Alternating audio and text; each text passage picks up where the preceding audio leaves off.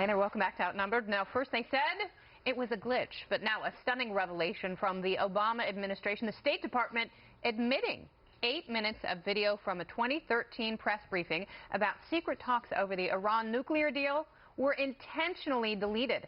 Our own James Rosen had asked then spokeswoman Jen Psaki if it was department policy to lie to reporters about sensitive negotiations. Now, she said sometimes, quote, diplomacy needs privacy to progress. But that was edited out from the department's website and its YouTube channel, replaced by a mysterious white flash. Current spokesperson James Kirby said an investigation found someone ordered its removal, but the editor who made the cut can't remember who it was. Here's Kirby. I can't speak for the memory of this individual. This happened 3 years ago, and I just can't speak for what she remembered or she didn't remember. All she remembered was that it was a request that was passed on. The caller was passing on the request from somebody else in my bureau, in the Public Affairs Bureau. And again, we don't find that acceptable. We don't lie. That's a key tenet of being a spokesman. You can't lie. And that's not what Jen said in that clip. She didn't say it was okay to lie. She said that sometimes diplomacy needs privacy to be effective. And that's actually true. All right. In a statement, Jen Psaki, who is now the White House communications director, said, quote, I had no knowledge of, nor would I have approved of any form of editing or cutting my briefing transcript on any subject while at the State Department. I believe deeply in providing the press as much information on important issues as possible. Someone ordered this, Arthur. Someone ordered those 8 minutes to be removed from the website and YouTube channel. What's going on here? Well, let's just start at the beginning. I mean, that's wrong, right? It's 100% wrong. It's inexcusable. If it needed to be removed for any justifiable reason, let's say it was she said something that was going to put our troops at risk, and it had to be removed, then you have to put something in there. 8 minutes of this video have been removed upon the authority of so-and-so. Yeah. Just to do it and say it was a computer glitch, you're just lying to Americans.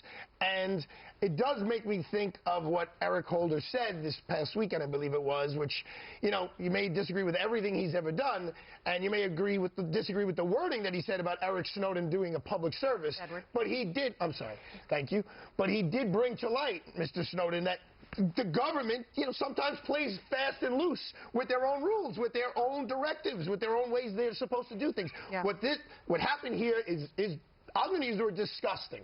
It's a lie. They told a lie to the people, not in a, she actually didn't say anything wrong. She said sometimes it needs to be privacy, and this is a good example. She told the truth. She basically said these are, yes, you're correct. There are, she told James Rosen. In any negotiation. And then they cut it out.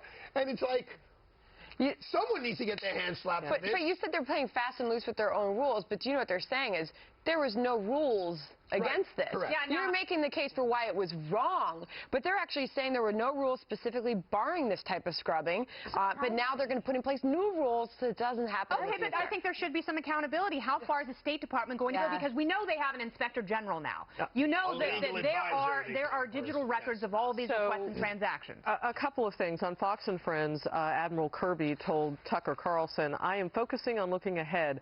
I don't know if this has happened before, and I don't have the resources to look back.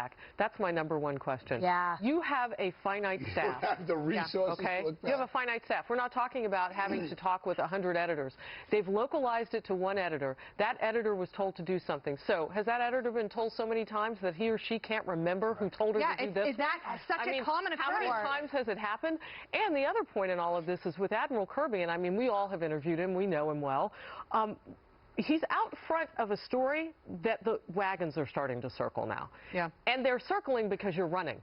Because first it was a glitch, which a glitch looks nothing like editing. Right. It sounds a lot like the Katie Couric debacle. Yes. And the explanation that she gave for really misdirecting the edit in her documentary. The irony is not lost on me that the Obama administration espouses to be the most transparent administration possible. The Iran deal of anything he's done in the past 7.5 years of everything, for me, I think will have the most horrific long-term effects. I think my grandchildren will feel the effects of the Iran deal. I think it's dangerous.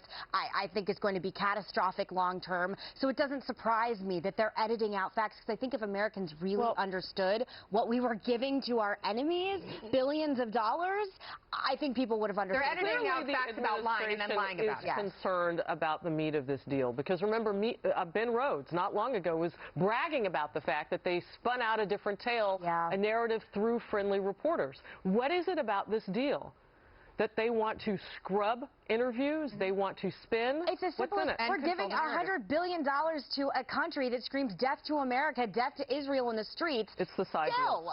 I mean, it is, I can't talk about it too much because I really will get emotional. Of everything they've done, this by far puts Americans in the most danger. We need to know what was agreed to, because our kids are going to have to live per this agreement. And what is the connection with Ben Rhodes? Because James Rosen was investigating some of Ben Rhodes' comments when he stumbled upon the missing 8 minutes on the YouTube channel. Could he have suggested, or could it be one of those things where it gets suggested that when certain topics come up, you scrub them? And kudos to James Rosen. Kudos to James Rosen. Many times over, James. And more.